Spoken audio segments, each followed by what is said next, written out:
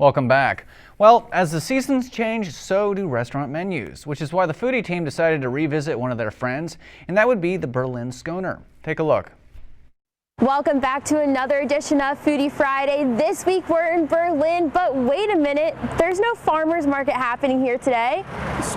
Sloan, what are you doing? I'm looking for you, Ryan, for the farmers market. It's the middle of winter. The farmers market doesn't start until May. Okay, I really want some scones though. Well, you're in luck. I'm gonna go do some test batches. You wanna come with? Yeah, let's go.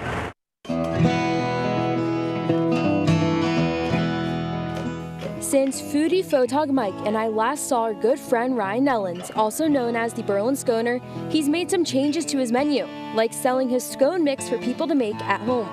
So the same mix that I use, when I'm packing them up to actually make the scones in the morning, I have them all laid out in Tupperware. And I thought, well, why in the world can't I just put these in bags, label them up, put the instructions on there, and sell them off? He put a QR code on the packaging that leads people to a video of him walking them through the scone making process. Fortunately for Mike and I, Ryan invited us over to teach us in person. For the first batch, we attempted a scone he never made before, carrot cake.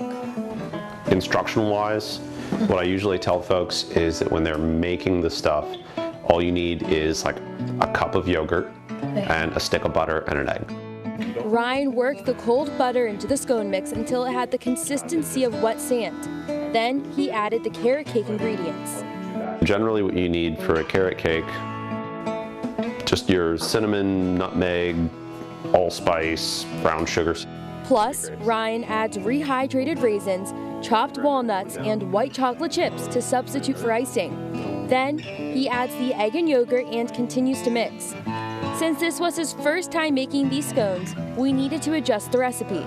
So I'm going to add a little bit more flour just to keep it from being quite so sticky. Ryan then rolls this into a circle and evenly presses down the dough to look like a pizza.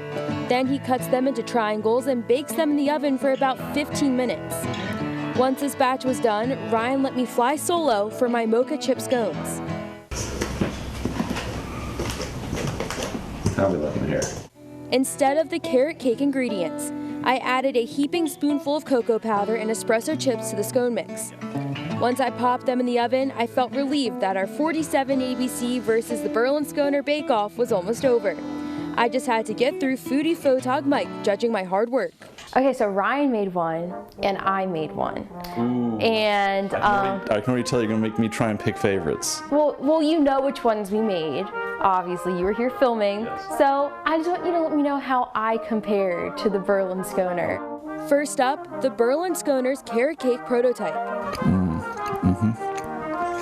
So, with as much stuff as in here, it's still not heavy, which is great.